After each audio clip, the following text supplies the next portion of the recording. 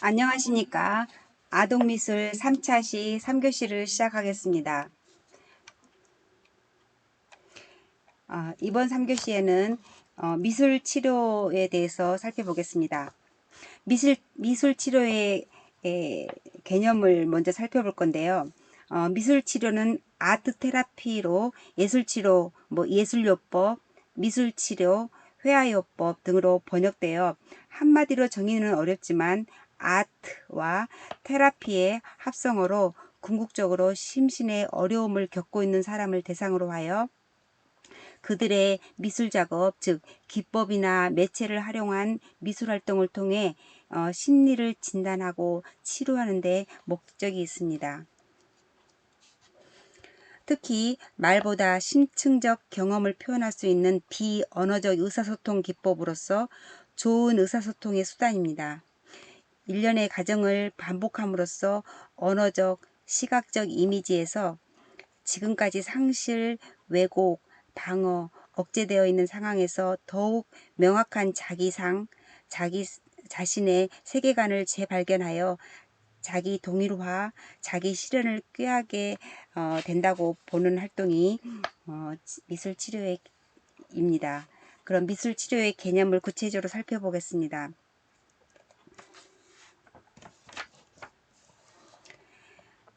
미술 치료는 결국 비언어적인 소통의 기법으로 미술은 의미를 탐색하면서 자기 이해, 개인의 성장, 자가 능력 부여 등의 중요한 영향력을 갖게 되는데요. 이것이 미술의 치유적인 힘이 됩니다. 프로이트는 미술 표현은 인간의 내면 세계를 이해하기 위한 길이라고 하였으며, 이용은 미술이 자기 이해와 감정에 접근하는 방법을 제공해 준다고 하였습니다. 이러한 측면에서 미술은 심리적인 힘을 가지고 인간 내면의 상처나 왜곡된 심리적 문제를 발견하고 또 회복시키며 또 잠재력을 개발시켜 예방적인 차원에서 자기 성장에 큰 역할을 합니다. 또한 미술치료는 창조적인 미술활동 안에서 자신의 상황을 표출하고 또 수요하게 하는 과정을 통해 삶에 대한 용기와 의지를 키웁니다. 따라서 미술치료의 궁극적인 목표는 진정한 표현의 성취로부터 나오는 기쁨과 유쾌한 흥분을 얻기 위하여 이러한 느낌을 어떤 창조적 양상인 정직한 표현으로 변화시키는 것입니다. 창조적 표현 활동을 통하여 특별히 정신적, 사회적, 신체적 안녕을 찾는 것인데요.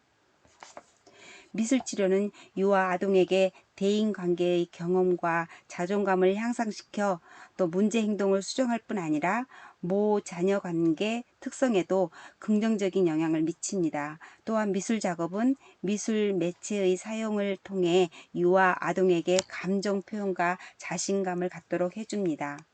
자, 그러면 미술 치료의 역사를 살펴보겠습니다. 미술 치료는 기원전 2만 년 이전부터 동굴 벽화를 통해 주술적인 의미와 치료 의식의 한 부분으로 이어왔습니다.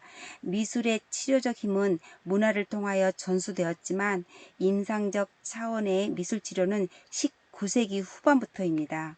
미술 치료의 기원은 나라마다 다르나 19세기 초반 독일 정신병원 의사들이 미술활동을 작업치료라는 포괄적 관념의 한 부분으로 환자 치료에 미치는 예술적, 정서적 효과로 받아들이면서 시작되었다고 할 수 있습니다. 1926년 구디너프의 인물화에 의한 지능 검사를 비롯하여 20세기 중반부터는 프로이트의 정신분석학적 이론과 경험에 입각한 치료를 위한 미술 행위가 시작되었습니다. 먼저 국가별 미술 치료 현황을 살펴보면요, 미국은 미술 치료의 학문적 토대는 프로이트와 이용의 이론에서 나타나며 1905년 프로이트가 아동 치료 시에 그림 그리기를 실시함으로써 그림의 의사소통 유용성 측면을 강조하였고요. 이용은 만다라를 통해 의식의 시각화를 강조하였습니다. 1940년경 프로이트의 정신분석학 이론을 바탕으로 나움버그는 무의식 속의 사고와 감정이 그림에 직접 표현된다고 믿어 미술교육의 한 방법으로 자발적인 그림을 시도하였습니다. 이런 언어적 형태로 발전시킨 미술 표현으로 무의식에서 표현된 상징적 내용과 또 그림 과정, 그림과의 대화를 중요시하였습니다. 그림을 매체로 이용하는 심리적 양식으로 아트 인 테라피와 구분하여 그림의 이게 전이와 상징성을 중요하게 다뤘습니다. 다음은 독일을 살펴보면 독일은 제2차 세계대전 중에 히틀러에 의해 예술이 탄압받았고 1950년대에는 정신약이 정신과 치료에 주도적 역할을 하였습니다. 1960년대에 들어와 미술 치료에 대한 재고가 이루어져 학문으로 정착하는 과정을 거치게 되었는데요. 대표적으로 인지학의 창시자인 슈타이너 사상의 영향을 받은 푸츠는 1964년 미술 치료라는 개념을 처음으로 사용하였습니다. 독일은 1980년대 이래로 미술치료가 직업으로 인정받게 되었고 이후 미술치료는 게슈탈트 치료적 관점, 또 인지학적 관점, 또 정신분석학적 관점을 지닌 여러 학자에 의해 다양한 독자적인 노선을 걷고 있습니다. 영국을 살펴보면요.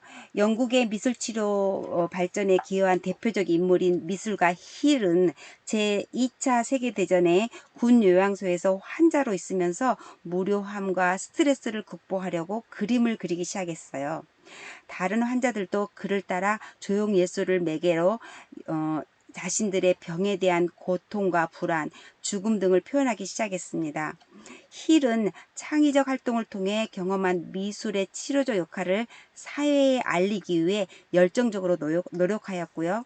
1946년 최초로 영국의 국립정신과 병원에서 정식 미술치료사로 인정받게 되었습니다.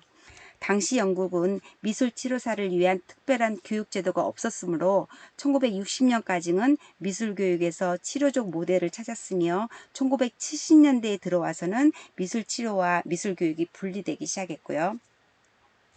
또한 일본을 보면은 정신과 의사인 도쿠다에 의해 정신과 병원과 같은 치료시설 안에 통합되어 운영하였고 일본 묘화 테스트 또 임상 묘화 학회 등이 활발히 운영되고 있었습니다. 다음 우리나라 한국을 보면 우리나라에서는 1960년대부터 실시되었으며 1982년에 임상예술학회를 창설하였고 1990년대 초에 심리학과 특수교육 분야에서 미술치료에 관한 연구가 시작되었습니다. 1992년에 한국미술치료학회가 창립되었고 또 현재는 몇몇 미술치료학회의 본격적인 연구를 기점으로 대학과 연구소, 평생교육원, 사회교육원 등에서 전문 미술치료사 양성 과정을 개설하여 미술치료사를 배출하고 있습니다. 그 결과 사회복지기관이나 장애인복지기관, 아동상담소, 또 노인복지관, 재활센터, 병원 등에서 미술치료사들이 활동하고 있고요. 오늘날 많은 임상에서 미술치료가 활발히 이루어지고 대학과 대학원에서 미술치료학과가 개설되어 학문적, 임상적 연구가 체계적으로 또한 심층적으로 이루어지고 있습니다. 다음 미술치료 중에서 통합적 미술치료를 살펴보면 최근 예술심리치료의 방향성 정립과 통합적 가치에 대한 연구에 관심이 고조되면서 통합 개념의 예술심리치료에 대한 관심을 드러내고 있습니다. 통합적 미술치료란 미술치료에 있어서 치료 효과를 상승시킬 수 있는 다양한 매체를 미술치료 영역 안에 통합시키는 접근 방법입니다. 미술 매체의 치료적 특성을 동화, 또 이야기, 시, 음악, 무용, 연극, 인형극, 팬터마임 등의 치료와 연계해서 상호 통합적으로 적용하는 것입니다. 미술치료의 장점을 살펴보면 일반적 치료는 언어적 의사소통으로 끌어내지만 미술은 언어적인 의사소통 방식으로 언어적 표현력이 부족한 아이나 장애인도 치료적인 효과를 얻을 수 있습니다. 두 번째, 우리는 심장으로 생각한다 라는 말처럼 형태를 취하기 전에 심상으로 사고하고 또 사람의 초기 경험은 중요한 심상의 요소가 되며 그 심상의 성격 형성에 중요한 역할을 하게 된다는 것이죠. 인간은 잠재의식을 표현함으로써 자기 자신을 알아가는 데 도움이 되고 치유 효과를 기대할 수 있다고 보았습니다. 결과물을 자료의 연속성을 통해 내담자 자신의 변화 과정을 보면서 이해력을 높일 수 있는데요. 즉 자신의 작품을 보관하여 필요한 시기에 꺼내어 재검토하여 치료 효과를 높일 수 있다는 것입니다. 네 번째, 자신에 관한 이해가 증가되면서 자아 존중감을 향상되어 문제 해결력을 도울 수 있다는 것이고요. 또한 다섯 번째, 과거와 현재, 미래를 무의식 속에서 표현하게 되므로 내재된 감정을 향상시킬 수 있는 공간성을 지니는 게 장점이고요. 창조성과 활력 있는 에너지를 발산시키므로 또 신체적 에너지를 주고 또 미술활동을 통해 토론과 감상, 정리하는 과정에서 활기를 띤 모습을 볼 수 있습니다. 또 일곱 번째, 구체적인 유형의 자료를 즉시 얻을 수 있으며 무의식적 교류를 통해 내담자와의 대인관계를 원만하게 해주며 마지막으로 누구라도 쉽게 그릴 수 있고 또 그림을 잘 그리는 것과는 무관하기에 거부감이 적고 무의식적인 내면 세계를 손쉽게 알아낼 수 있다는 것이 장점입니다. 그러면 구체적으로 유아 아동 미술 치료의 효과를 살펴보면 유아 아동 미술 치료는 문제 행동을 보이는 유아 아동이 자신의 감정, 즉 슬픔, 기쁨, 분노 등 자연스럽게 표현해주고 또 심상을 표출하면서 건전하고 건강한 에너지를 발산하여 정신 건강에 도움을 주게 됩니다. 또 충분한 표현과 지지를 통해 유아 아동은 퇴행적이고 공격적인 상징적 자아를 수용하는 것을 배울 수 있고 또 매체의 사용을 통해 자신감 및 꿈과 희망을 주어 실현할 기회를 갖추도록 해줍니다.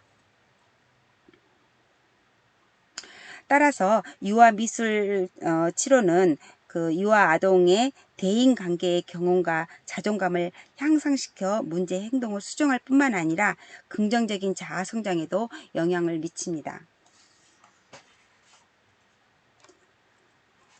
또한 이처럼 미술 치료는 내면의 문제라든가 희망, 느낌 등을 언어가 아닌 또 다른 전달 수단을 필요로 하는 유아 아동의 내면 세계와 외부 세계 사이의 원활한 의사소통 도구로 또 원만한 인간관계 형성을 위한 수단이 되며 또 자신을 이해하게 되고 또 억제된 감정을 치유할 기회를 갖게 되어 유아 아동이 사회에서 성장하는 데 밑거름이 되는 것이 미술치료의 효과입니다.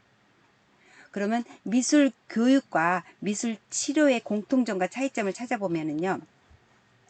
미술 교육과 미술 치료의 공통점을 보면 개인의 삶과 자아의식을 풍요롭게 만들어 개인 성장을 돕는다든가 또 밑에 또 표현을 통해 내면의 문제, 희망, 느낌 등을 자유롭게 표출할 수 있다는 면에서 다른 어떤 접근보다 효과성이 높다든가 또 다양한 활동을 통해 표현 및 감상 능력을 기르고 개발하여 정서를 함양하여 인격 형성의 경험의 기회를 제공한다는 것이 공통점이라면 차이점을 살펴보면 미술교육 같은 경우는 인간 형성을 위한 교육적 목적을 가진다면 미술치료 같은 경우는 치료적 목적을 가진다는 거, 또 내담자 개인의 주도하에 이루어진다는 거, 또 일반적 발달이 무시될 수 있다는 것과 재료와 환경은 개인의 문제 상황에 따라서 결정된다는 것이 다릅니다. 또한 미술교육 같은 경우는 발달에 따라 목표를 단계화한다든가 또 객관화된 평가를 할 수 있고 또 평가를 위해 결과물이 중요시 된다는 것이라면 미술치료 같은 경우는 개인에 따라 목표가 다르게 설정되고 또 내담자에 따라 매체 사용이 더 폭넓게 사용되고 또 내면적인 표현을 알아가는 과정을 중요시 한다는 것이 차이점입니다. 그러면 문제 행동에 따른 미술 교육, 미술 치료의 현장 적용을 보면 문제 행동은 1950년 이후 프로이트의 영향을 받아 정서장애라는 용어로 사용되었다가 1960년대 이후 사회 부적응이라는 용어로 사용되었어요. 최근에는 문제 행동과 사회 부적응 모두 사용하는데, 문제 행동은 유아들이 속한 가정이나 유아 교육 기관에서 관찰할 수 있는 행동들로 유아들이 사회생활에 부정적인 영향을 미치는 것으로 보고되어 있습니다. 즉 유아 문제 행동을 부모나 교사가 방치할 경우 단기적으로는 학령기 자아 개념이나 유능감에 부정적 영향을 미칠 뿐만 아니라 장기적으로는 청소년기나 성인기의 사회 부적응에 부정적 영향을 미칠 수 있다고 보았습니다. 그라함 루터는 그 유아기에 문제 행동을 보인 사람의 75%가 성인이 되어서도 문제 행동을 보인다는 연구 결과를 발표하였습니다. 유아 문제 행동의 조기 진단은 부모나 교사에 의해 가능하므로 미술 활동을 통해 교육과 치료적인 차원에서 접근해야 될 필요가 있다고 보았습니다. 또한 고현 2008년도의 연구에 의하면 문제 행동을 유아 자신이 속한 집단에서 교사나 부모가 동일 연령대의 유아에게 기대하는 반응을 벗어나 교육적으로 지도하기 힘든 부적절한 행동이라고도 문제 행동을 정의했습니다. 다음은 교육 현장에서 문제 행동으로 나타나는 것 중에 가장 두드러지는 행동 중 몇 가지를 통해 미술 교육과 치료적인 적용을 표로 한번 보겠습니다. 첫 번째, 반항 공격 행동을 보면 의도적인 상대에게 해를 입히는 행위를 의미하는 것이고, 언어, 신체, 감정을 동반하고 충동적, 반응적, 개인적, 집단 공격을 의미하는 것입니다. 원인으로는 불안이라든가 자아 실현의 결여, 또 생활 조건의 불만족, 정치적 상황, 사회적 가치관, 잘못된 교육, 본능적 충동 등이 원인이 되고요. 대처 방안으로는 질 높은 교육, 집단 생활, 또 사회생활 기회 제공, 생활 조건 개선이라든가 자아 실현의 기회를 제공하고 창의적 여가 활동을 대처 방안으로 삼고요. 현장 적용에 있어서는 점토 활동이라든가 상상과 환상 여행, 예술 심리 치료, 음악과 동작을 이용한 그림 그리기라든가 또 콜라주라든가 물감놀이가 현장 적용의 방안입니다. 다음, 쥐력 결핍 과잉 행동장애를 보겠습니다. 가만히 있지 못하고 돌아다니고 흥분된 상태를 유지하고 기다리지 못하고 집중력이 결여되고 건망증, 위험한 행동, 듣는 태도가 결여되고 가벼운 자극에도 쉽게 산만한 것을 의미하는 거고요. 원인으로는 음식에 함유된 과다 성분, 즉 인산염이라든가 당분이라든가 중금속으로 인한 알레르기성 반응이라고 하고요. 또 가정 환경의 영향이 원인이라고도 봅니다. 대처 방안으로 안정감과 신뢰감을 주는 환경 제공, 또 정해진 일과를 계획하고 자극적인 것 삼가하기, 또 영양분 있는 음식, 복합 비타민을 복용하고요. 진지한 관심과 자유로운 형태의 활동을 제공하고 단순 과제를 제시하는 것이 대처 방안이고, 또 현장 적용에서는 동작 치료와 음악을 이용한 작업을 함께 시도하고, 또 감각을 자극하는 재료를 단계적으로 사용하며 또 색 분별과 색 변화를 연습시키는 것이 좋습니다. 다음은 틱 장애입니다. 의미로는 운동 틱과 음성 틱이 있는데요. 눈을 계속 깜빡이는 거, 머리를 젖히기, 손뼉치기, 헛기침하기, 코를 훌쩍이기, 자신이 만든 소리를 내기가 의미인데요. 원인으로는 무의식적 모방이 습관화되고 또 심리적 부담이라든가 운동 충동의 분출이라든가 자기 욕심과 속박일 수 있고요. 대처 방안으로는 안정감이 필요하고 상담이라든가 이완 훈련 치료가 필요한데요. 현장 적용으로는 놀이 요소가 많은 미술 치료, 또 동작이라든가 율동과 음악을 가미한 미술 치료, 또 점토 놀이, 물감 놀이가 현장 적용의 내용입니다. 다음, 손빨기, 손톱 물어뜯기가 있는데요. 손톱을 씻거나 물어뜯는 행위, 또 아동 청소년뿐만 아니라 성인에게도 나타난다고 하는 의미입니다. 자, 원인으로는 심리적 억압, 속박, 또 긴장과 흥분, 공격성의 다른 표현, 과도한 윤리교육, 애정 결핍이 있습니다. 대처 방안으로는 습관된 행동을 관찰하고 또 다른 활동으로 유도시키고 또 자유롭게 생활할 수 있게 하고 자율적 활동을 연습시키며 공격적 충동을 표출시켜 주는 것도 대처 방안이며, 현장 적용으로서는 입체 작업이라든가 난화놀이, 만다라, 핑거 페인팅, 신문지 찍기가 적용이 될 수 있습니다. 다음은 거짓말입니다. 편리성 거짓말, 또 위급 상황의 거짓말, 농담이나 장난 거짓말, 또 꾀병이라든가 위장을 하고 과장하는 것들이 이 거짓말에 속하는데요. 그 원인으로는 애정 결핍, 상상과 실제의 혼동, 또 자기 중심적 사고, 부적절한 번복이라든가 자기 보호가 원인이 될 수 있는데요. 대처 방안으로는 성인의 일관성 있는 행동, 또 갈등 상황을 파악하는 거, 또 정서적 심리적 욕구를 인정해주고 지속적인 관심을 가져주는 건데요. 현장 적용으로는 인형이나 탈 만들기와 같은 역할극, 또 가족과 집단 미술 활동이라든가 동화 듣고 그리기라든가 만다라 그리기 같은 게 적용이 될 수 있습니다. 또한 자폐가 있습니다. 마지막으로 사회성 발달, 언어 발달, 행동장애, 그 다음에 타인과 자발적 감정을 공유하지 못하는 거, 또 반복적이며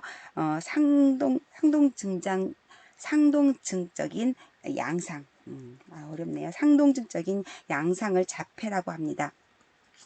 원인으로는 복합적인 원인으로 규명되는데 생물 물리학적이고 신경 심리학적이고 비교 행동적이고 정신 분석적이고 학습 이론적인 관점에서 원인이 온다고 보았습니다. 대처 방안으로는 조기 발견을 위한 진단이나 교육과 치료를 병행하고 또 부모 상담, 단계적이고 지속적인 계획에 의한 교육이나 치료를 접근하고요. 또 다양한 재료로 변화에 대처하고 적응하도록 하는 게 좋습니다. 현장 적용으로는 감각 훈련을 자극하는 매체를 활용하는 것, 즉 핑거 페인팅, 물감 불기, 신체 그리기 등 예술 침례시로도 접근을 시도하는 것이 바람직합니다. 다음 미술 치료사의 자질과 역할을 살펴보겠습니다. 미술 치료자의 창작 미술을 통한 미술 치료를 가능하게 하기 위해서는 미술 치료자가 갖춰야 할 필수 요소가 있습니다.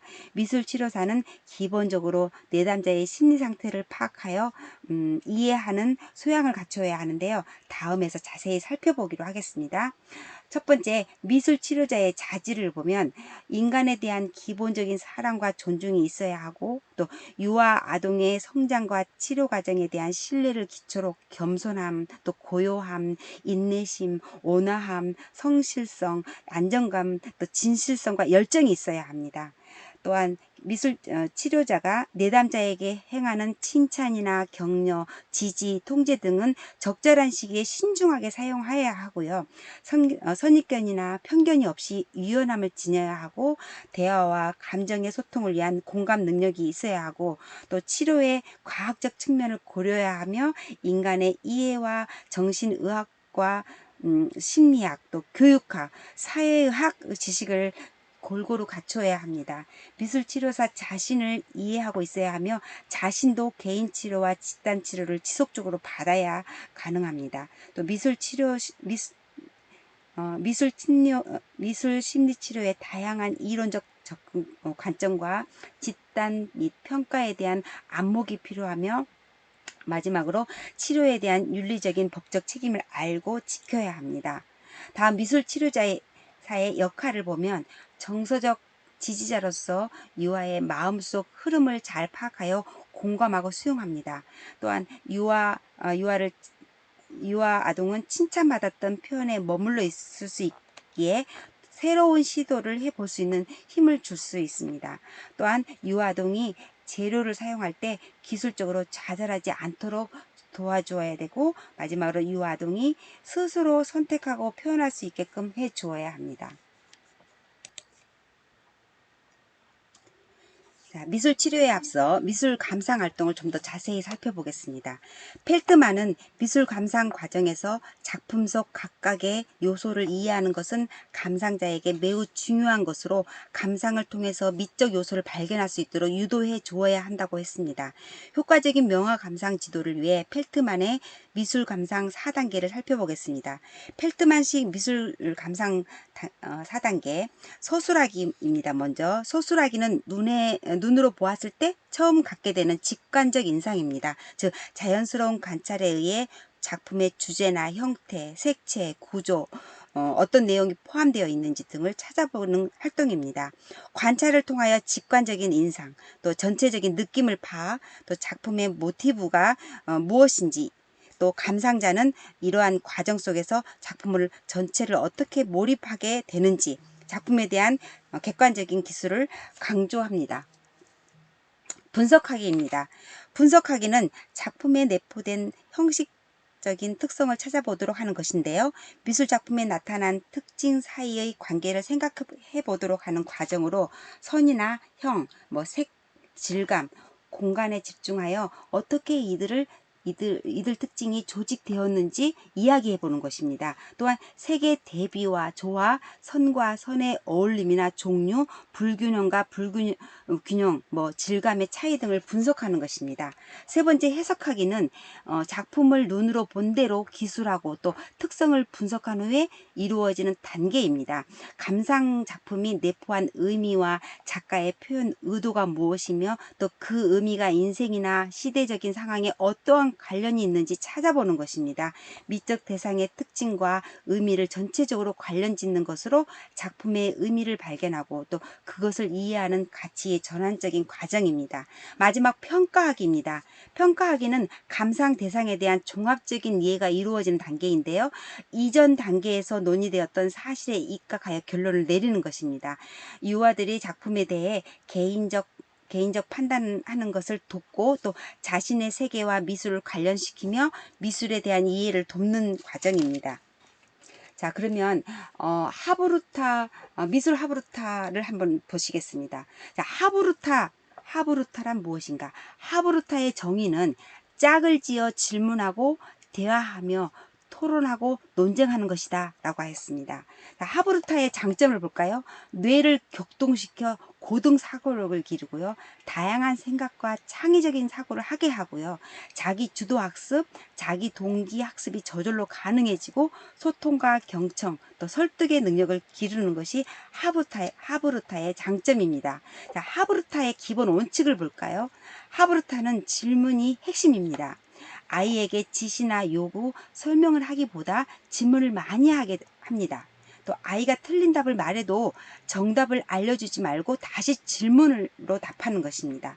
하브루타 하기 전에 충분히 내용에 대해 알게 하고요. 또 아이가 생각하고 판단하고 결정하고 행동하게 합니다.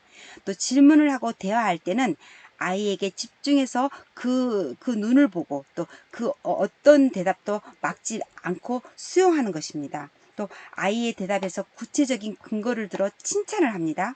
또 남과 다르게 생각하도록 격려합니다. 또 아이가 모르는 것은 책을 다시 보거나 인터넷을 검색하는 등 스스로 찾아보게 합니다.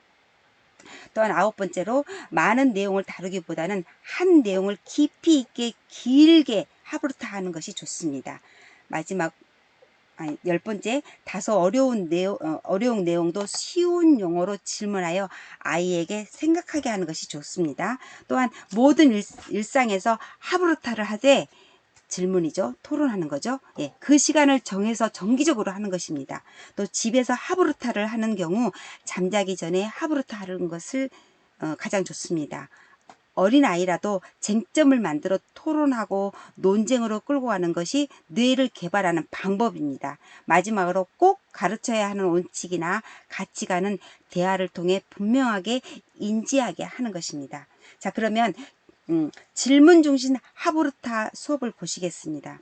질문 중심의 하브루타 수업은 아이들이 작품을 보고 감상을 하거나 또 본문을 읽고 난 후 각자 질문을 만들어서 먼저 짝과 1대1 토론을 한 다음에 둘이서 가장 좋은 질문을 뽑고 또 그 뽑힌 질문으로 모둠끼리 토론을 하고 또 그 모둠에서 가장 좋은 질문을 뽑습니다. 그 질문을 가지고 집중 토론을 한 다음에 그 내용을 발표하고 교사가 정리해주는 수업 방식입니다. 자, 그러면 질문 중심의 하브루타 수업을 표로 보면은 질문 만들기, 또 짝 토론하기, 또 모둠 토론하기, 또 발표 쉬울 과정을 거쳐 수업 모형으로 다양한 변형이 가능한 수업 형태입니다. 그럼 하브루타 방법으로 작품 감상하기에 들어가 보겠습니다. 장 프랑스와 밀레의 이삭 줍는 여인입니다. 장 프랑스와 밀레는 노르망디 지방 그레벨 출생입니다. 1834년에서 1836년 세르부르에서 그림 공부를 하다가 1837년 장학금을 얻어 파리로 진출하여 폴 들라로슈의 제자가 되었습니다. 주요 작품 중 씨 뿌리는 사람 1850년도죠. 또 이삭죽기 지금 여기 그림입니다. 또 걸음마, 만종 등의 발표 당시부터 주목을 끌은 작품이 있고요. 또 만년의 작가 봄에서는 빛의 효과에 있어서 인상파를 예고하였습니다. 이삭 줍는 여인은 1857년에 그려진 밀레의 대표작 중에 하나입니다. 밀레는 쿠르베와 마찬가지로 그림의 주제의 정치적 관점을 분명하게 드러냈습니다. 농부의 일상을 빈번하게 표현한 것은 이런 까닭에서였죠. 상류층을 비판하기 위해 전원적 풍경과 농부의 노동을 즐겨 그리는 것입니다. 이삭 줍는 사람들은 이런 밀레의 세계관을 잘 보여주는데요. 전경을 차지하고 있는 여인들은 열심히 일을 하고 있습니다. 이들의 등을 밝히는 햇빛은 마치 카라바조의 그림에서 그렸듯이 신의 가호를 의미합니다. 자연은 이처럼 신의 의지를 내포하는 현상으로 밀레의 그림에서 암시됩니다. 노동하는 여인들의 모습은 대지의 색조에 가까운데 이들을 통해 밀레는 상류층보다 이들에게 신의 축복이 내리고 있다는 사실을 넌지시 보여주고 있습니다. 수확한 곡식을 나누어 갖지 않고 혼자 독차지하려는 상류층에 대한 비판은 중세에서도 존재했는데요. 밀레는 이런 비판의 구도를 근대적인 관점에서 재구성하는 것이라고 할 수 있습니다. 이때 질문으로 작품을 이해할 수 있습니다. 질문의 내용들은 여러 가지가 있는데요. 누구의 작품인가요? 무엇이 보이나요? 무엇이 그려져 있나요? 어떤 선, 어떤 형을 사용했나요? 어떤 색들이 눈에 띄나요? 또 작가는 이 그림을 통해 어떤 내용을 표현하고자 했을까요? 또 어떤 재료로 그려졌나요? 또 작품의 어느 부분이 먼저 보였나요? 또 작품의 특징은 무엇이라고 생각하나요? 또 작품의 첫 느낌은 어떠하였나요? 작품의 전체적인 분위기는 어떠한가요? 시대적인 배경은 언제인가요?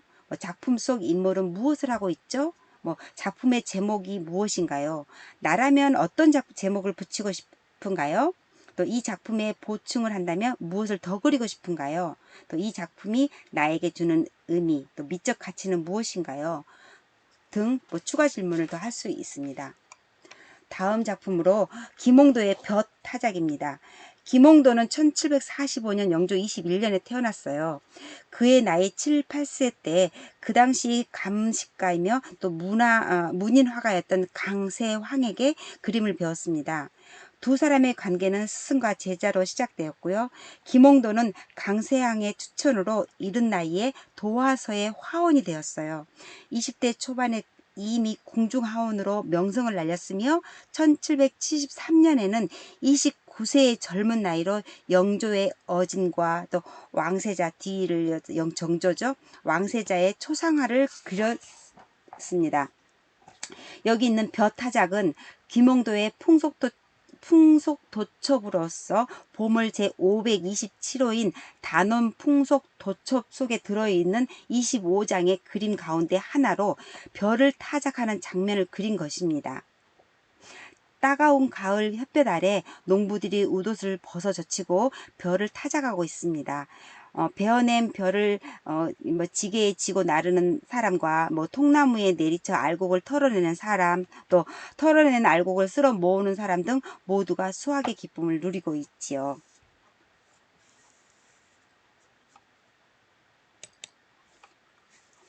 가장 힘이 드는 털어내는 일은 젊은 사람이 하고 좀 힘이 덜 드는 쓸어내리거나 나르는 일은 나이 든 사람의 몫입니다. 일하는 농부들의 역동적인 동작과 얼굴 표정에서 고된 노동의 피로감보다는 함께 노동요를 부르며 일하는 신명을 느낄 수 있습니다. 또한 열심히 일하는 사람 옆에서 갓을 비껴 쓰고 담뱃대를 물고 비스듬히 누운 마름의 모습은 당시에서 자연스러운 풍경이었을 것입니다. 마름은 지주의 토지가 있는 곳에 상주하면서 추수기의 작황을 조사하고 또 직접 소작인들로부터 소작료를 징수하여 지주에게 상납하는 것을 주된 직무로 하는 사람입니다. 마름은 지주의 입장에서 소작인들을 독려하기 마련이고 또 소작인들은 싫든 좋든 간에 그의 요구와 지시를 따라야만 했습니다. 따라서 마름과 소작인의 관계는 자칫 갈등이 있을 소지가 많습니다. 하지만 이 그림에서는 둥글넓적한 얼굴에 동그란 눈매를 지닌 농부들의 얼굴이 밝고 소탈하며 또 이들을 바라보고 있는 마름의 표정은 덤덤하고 유연합니다. 더군다나 볕단을 내리치는 농부들은 활기차고 건강한 모습이 연출해내는 생동감 넘치는 분위기 속에서 신분 간의 갈등이나 대립 같은 것을 찾아볼 수는 없습니다. 이것은 작가가 소작인이나 마름의 어느 한편의 입장에서 바라본 것이 아니라 그런 현실적 갈등의 관계를 초월하는 해학과 중용의 눈으로 그들을 바라보기 때문이라고 할 수 있을 것입니다. 자, 그러면 여기서도 질문으로 작품을 이해하는 그 활동을 하면서 질문을 통한 비교 하부르타를 해보겠습니다. 앞에 보여줬던 밀레의 이삭 줍는 여인과 또한 김홍도의 벼타작을 감상하고 비교 하부르타를 해보는 것입니다. 공통점이라든가 차이점을 알아보고 또 질문을 통한 비교 하부르타를 해본다면은 질문의 내용으로는 두 그림 다 사람들은 무엇을 하고 있나요? 그다음에 그림 속에는 어떤 것들이 들어있나요? 이런 질문이라든가 이 작품을 보았을 때 가장 눈에 먼저 들어온 것이 무엇이었나요? 이 작품을 처음 보는 순간 드는 생각이나 느낌이 무엇이었나요? 이 두 개의 작품을 이렇게 보면서 그 다음에 일을 하지 않고 드러누워 있는 사람은 왜일까요? 그 다음에 이삭 줍는 여인들은 어떤 표정을 짓고 있을까요? 내가 작가라면 어떤 표정을 그릴까요? 작가가 주로 사용한 색깔이 의미하는 것은 무엇인가요? 이런 거라든가 또한 내가 화가라면 농촌을 어떻게 표현할까요? 이런 것들이 질문을 통한 비교 하부르타입니다. 다음은 펠트만 방법으로 작품 감상하기를 보겠습니다. 신철호의 열정2입니다. 신철호는 서양화를 전공하였으며 현대미술의 고장인 뉴욕 무대에서 회화, 판화, 미디어, 설치미술 등의 작가로 활동하게 되면서 뉴욕, 오사카, 북경, 서울, 광주 비엔날레 주 전시장에서 다양한 매체로 색다른 전람회를 했습니다. 최근 그의 콜라주 평면 작업들은 자신의 경험을 바탕으로 얻어진 자양분을 가지고 인간을 둘러싼 우리 주변 환경을 작품으로 반영하였습니다. 여기 있는 열정2 작품에서 표현한 음과 양의 조화, 또 한복의 저고리, 한옥의 처마에서 완만한 곡선의 유연함은 극히 한국적입니다. 이러한 자연 친화적 조형적 요소를 단순화시켜 세계를 향한 진정한 휴머니즘을 희망하는 마음을 담아 더불어 사는 사회 이론의 어울림으로 나타냈습니다. 그러면 신철호의 열정을 펠트만 방법으로 작품을 감상해 보겠습니다. 먼저 단계가 있었죠. 펠트만은 서술하기, 분석하기, 해석하기, 평가하기입니다. 서술하기에서 보면 이 그림에서는 어떤 생각이 떠오르나요? 자연스러운 곡선은 무엇을 연상하게 하나요? 또 다음 분석하기입니다. 왜 많은 색을 사용하지 않고 단순한 색만을 사용했을까요? 또 왜 아랫부분은 비워뒀을까요? 이런 분석하기. 또한 또 해석하기가 있습니다. 작가는 무슨 생각을 가지고 작품을 표현했을까요? 또 작품을 보면서 떠오르는 단어들은 어떤 단어들이 있을까요? 친구들과 말해보세요. 그 다음에 마지막에 평가하기 부분에서는 작품 어느 부분에서 시선을 머무르게 해주나요? 또 가운데 부분을 왜 움푹 들어가게 그렸고 또 가장자리 부분을 왜 잘라냈을까요? 등이 있습니다. 다음은 몬드리안의 컴포지션을 한번 보시겠습니다. 피에트 몬드리안은 사실주의 화가인 아버지와 또 숙부의 영향으로 어린 시절부터 그림을 그릴 수 있는 환경에서 자랐습니다. 몬드리안이 그린 추상화는 일반적으로 사물이나 풍경을 그대로 묘사하는 구성화는 다릅니다. 삼원색과 모든 대상을 수평선과 수직선으로 단순화하는 화면 구성으로 절제의 미가 돋보이는 유화로 그린 그림입니다. 몬드리안은 우리가 사는 세상을 단순화하면서 점, 선, 면을 나눌 수 있기 때문에 가장 기본적인 조형 요소와 색채에 의한 표현을 목표로 사물의 본질을 드러낼 수 있다고 생각한 것입니다. 선, 색채로 순수한 추상적 조형을 나타내기 위해 구도는 곡선이나 사선을 피하고 또 색채는 청, 적, 황의 삼원색과 백, 흑, 회색에 한정하여 화면을 구성하였습니다. 그러면 펠트만 방법으로 작품을 감상해본 몬드리안의 컴포지션을 보겠습니다. 자, 서술하기, 분석하기, 해석하기, 평가하기로 보는데요. 자, 서술하기 부분에서는 아무런 구체적 형상은 보이지 않는데 직선과 면으로만 표현한 이 작품의 제목을 듣는다면 무엇을 하고 싶어요? 서술하기였죠. 자, 그 다음에 분석하기 단계에서는 이 작품을 보고 고전적 서양 건물의 화려한 색채가 떠오르는 것은 도대체 무엇일까요? 그 다음에 해석하기 단계에서는 그림을 그릴 때 가장 기본적인 요소는 어떠한 것이 있을까요? 몬드리안의 작품을 생활용품이나 그 밖에 어디에 그려 넣으면 어울릴까요? 이런 거라든가. 마지막 평가하기 단계에서는 이 작품이 안정적으로 보이는 이유는 무엇일까요? 또 여기에 무엇을 더 그려 넣고 싶나요? 등이 있습니다. 다음은 미술 치료를 하기 위한 색채로 보는 심리 진단을 살펴보겠습니다. 먼저 세계의 이해입니다. 우리는 색채를 어떻게 보는가라는 부분에서 스펙트럼 현상에 대해 살펴보겠습니다. 우리 눈에 보이는 모든 물체는 색을 가지고 있어요. 물체는 빛이 없는 어두운 곳에서는 볼 수 없으며 또 빛이 있기 때문에 물체를 볼 수 있습니다. 즉 모든 물체가 가지고 있는 색채는 빛의 영향으로 생기는 것이죠. 1966년 영국의 과학자 뉴턴은 태양광을 프리즘에 통과시키는 실험을 하였습니다. 태양의 빛을 이 프리즘에 투과시키면 무지개의 색과 같이 빨주, 노, 초, 파, 보 등의 순서로 나누어지는데 이렇게 나누어진 색의 띠를 스펙트럼이라고 했습니다. 이러한 스펙트럼 현상은 태양광선이 많은 색광의 모임으로 되어 있다는 사실을 증명해 주는 것이었죠.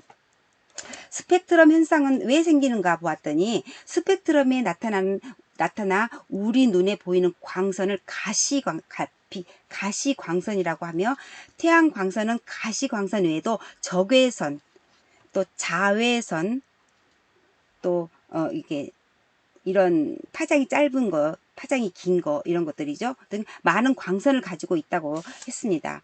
이 광선은 파장으로 구별하는데요. 빨간색 쪽의 파장이 길고 또 보라색 쪽의 파장은 짧습니다. 광선이 보통 공간을 직선으로 나가지만 프리즘과 같이 물체에 닿으면 공간과 프리즘의 밀도가 차이가 있기 때문에 차이가 있죠. 그래서 꺾이는 현상이 일어난다는 거죠. 그래서 이때 파장이 길면 조금 꺾이고요. 파장이 짧으면은 많이 꺾이게 되는데 반대죠. 예, 꺾이게 되는데 이러한 현상을 굴절 현상이라고 하며 이 굴절 현상 때문에 스펙트럼이 생깁니다. 자, 그러면 물체의 색을 살펴보면 여러 개의 빛의 파장이 물체에 닿았을 때 어떤 파장은 흡수되기도 하고 어떤 파장은 반사하며 투과되기도 합니다. 반사, 흡수, 투과의 차이 때문에 다양한 색채가 생기게 되는데요. 빨간 파장을 비교적 강하게 반사하고 다른 파장을 흡수하면 그 물체는 빨간색으로 보이는 거고요. 또 초록 파장을 강하게 반사하고 다른 파장을 많이 흡수하게 되면 초록색으로 보이게 되는 거죠. 우리 눈으로는. 모든 파장을 거의 전부 흡수하면 검은색으로 보이며, 또 반대로 거의 전부 반사하면 흰색으로 보이는 겁니다. 그래서 회색은 비파장 모두를 균등하게 조금씩 반사할 때 보이는 색이라고 합니다. 자, 그러면 먼셀의 20생환표를 한번 살펴보겠습니다. 현재 색계의 종류를 보면 먼셀, 또 NCS, 그 다음에 오스트발트, 또 JIS, 또 색채계 등이 있으며, 우리나라에는 먼셀 색채계를 산업규격 KS로 채택하여 교육 현장에서 사용하고 있습니다. 먼셀의 20생환표는 빨강, 노랑, 녹색, 파랑, 보라, 빨강, 노랑, 녹색, 파랑, 보라 5가지 색을 기본으로 하여 10생환 또 20색상을 만들고 다시 10색상을 각각 10등분하여서 100색상을 만들어 숫자와 기호로 표시했다는 것입니다. 그러면 색의 감각 반응에 대한 느낌을 보기 위해서 여러 가지 살펴보겠습니다. 색의 온도감을 먼저 보면, 색의 따뜻한 색을 보면은요, 빨강, 주황, 노랑과 같은 난색은 따뜻한 느낌을 주고 혈압과 심폐율을 증가시켜 내분비 활동을 활발하게 해준다는 것이죠. 명도와 채도를 높게 사용하면 신체적 자극을 시켜서 흥분감을 주게 됩니다. 또 차가운 색 같은 경우는 파랑, 청록, 남색 같은 한색은 차가운 느낌을 주고 심장 박동을 느리게 하며 또 체온을 낮추고 근육을 이완하게 한다는 것입니다. 또 색의 중량감을 보면은 가벼운 색은 명도가 높은 색이고요. 또 무거운 색은 명도가 낮은 색으로, 일반적으로 위쪽에 밝은 색을 또 아래쪽에 어두운 색을 쓰면 안정감을 주나 반대로 쓰면 활동적인 느낌을 주게 되지요. 또 색의 흥분감을 또 보면은요, 흥분감을 주는 색으로 난색 계열과 채도가 높은 색이 있고요. 또 진정감을 주는 색으로 한색 계열과 채도가 낮은 색이 있습니다. 또 색의 또 화려함과 수수함을 보면, 화려한 느낌을 주는 색으로 난색 계열과 채도나 명도가 높은 색, 또 금색이나 은색 등의 금속색이나 무채색인 흰색이 있고요. 또 수수하거나 점잖은 느낌의 색으로 채도나 명도가 낮은 색이 있습니다. 또한 또 검은색은 사용 방법에 따라 수수하게도 화려하게도 느껴지는데요. 그리고 색의 느낌은 그 색을 사용한 물건이나 사용 장소, 대상에 따라 달라지기도 합니다. 그럼 푸드 아트 테라피에 대해서 한번 살펴보겠습니다. 자, 푸드 아트 테라피란 푸드 음식이죠. 과 아트 예술이죠. 테라피는 치유의 합성어로 음식 재료를 매개체로 스스로 창의적인 작품을 만들고 의미를 부여하면서 자아도 찾아가고 또 마음의 힘도 기르는 자연 치유적인 심리 치료의 한 방법입니다. 음식은 일상생활에서 늘 가까이 하는 것인 만큼 자신만의 독특한 세계를 표현할 수 있고, 또 함께 모여서 공동 작품을 통해 의사소통의 기술과 건강한 인간관계를 유지하는 데 효율적인 대안이라고 보고 있습니다. 자, 개발 배경을 보면 푸드 아트 테라피는 이정현 2006년 교수가 정보의 홍수 속에서 자기 정체감에 혼란을 겪는 사람을 위해서 지금보다 더 나은 삶을 위해 살아가고자 하는 노력하는 이를 위해서 깊은 성찰과 자기 존중감과 또 자기 효능감을 회복시키기 위해서 개발을 했다고 보았습니다. 푸드 아트 테라피의 의미를 보면은 우리 조상은 대소사가 있을 때마다 동네 사람들이 함께 모여 음식을 장만하고 또 음식을 가져다 주는 즐거움과 또 수다를 통해서 스트레스를 해소하고 정서적 안정 및 마음의 벽을 허물어가는 경험을 나누었습니다. 이렇듯 푸드 아트 테라피는 전문적인 교육을 받지 않아도 작품을 완성할 수 있다는 점과 사소한 재료이지만 음식을 먹고 난 후 남은 재료를 가지고도 내면의 세계를 즐겁게 표현할 수 있고, 또 작품 활동을 통해 개인의 문제를 인지하고 정서 행동의 변화를 가져올 수 있다고 보았습니다. 또한 자아 성장과 자기 효능감을 높일 수 있다는 데 의의가 있다는 것이죠. 자기 효능감과 푸드 테라피의 관계를 보면 자기 효능감은 특정 영역에서 목표를 달성하기 위해 요구되는 활동을 실행하려는 자기 능력에 대한 주관적인 믿음이라고 볼 수 있습니다. 아무리 능력이 있다 해도 자기 능력에 확신이 서지 않는다면 이를 추진할 동기부여가 되지 않겠죠. 푸드 테라피라는 것은 창의적인 작품을 만들어 작품에 의미를 부여해 보면서 심리적으로 즐거움과 해방감을 경험하고 위축된 잠재력을 신장하는 다양한 활동으로 구성되어 있습니다. 통합예술로서의 푸드 테라피를 보면 푸드 아트는 식품을 도구로 하여 자신의 내면 세계를 감성적으로 표현하는 예술의 한 장르인데요. 로저스는 딸인 포저스가 심리학의 표현 예술 치료를 도입한 이후로 한 가지 양식의 예술이 다른 양식의 예술을 자극하고 또 육성함으로써 다양한 예술의 상호 교직성과 또 창조성이 자기 분석과 자기 통찰력을 이끌어 준다는 점에서 이렇게 특성을 표현했습니다. 푸드 테라피는 오감을 자극하는 놀이와 예술 또 그리고 심리 치료가 연속적으로 진행되는 마당극 같은 이런 통합 예술의 위치를 지니게 되었습니다. 그럼 푸드 테라피의 장점을 보면은 음식이라는 친화적인 소재가 정서적 안정감을 줄 수 있고요. 쭉 내려가서 매체를 선택함에 있어 누구나 쉽게 구할 수 있다는 것과 또 각자 작품 속에 의미를 나누면서 주변의 다양한 반응을 지지를 얻을 수 있다는 것과 서로의 작품에 대한 피드백을 통해 함께 깨닫고 성장하는 계기가 될 수 있고 또 실생활의 음식을 매체로 사용하게 되므로 대화가 적은 사람도 즉각적인 이야기로 이끌어낼 수 있다는 것이 장점입니다.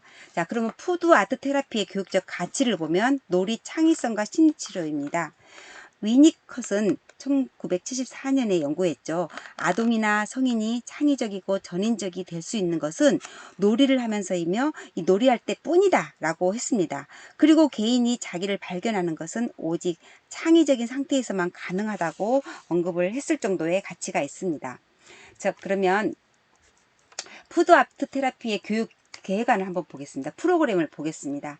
자, 이 프로그램에서는 그 푸드 아트를 위해서 이 주제를 정하는 것이죠. 우리 어린이집이나 현장에서 할 수 있는 주제가 다양하게 있는데요. 우주 속의 나, 우리 집, 사랑하는 나의 가족, 우리 가족, 가장 듣고 싶은 말, 자주 사용하는 말, 이런 주제가 있다면, 이 주제에 맞는 재료 및 내용을 보면은, 예를 들어서, 나 한다면은, 뻥튀기 과자와 채소로 나를 표현하기.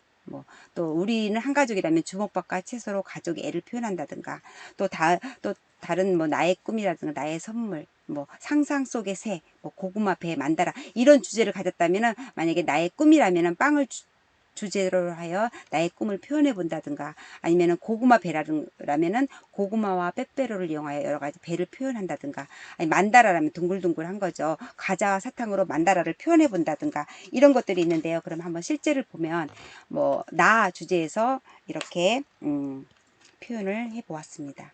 여러 가지 깻잎도 있고요.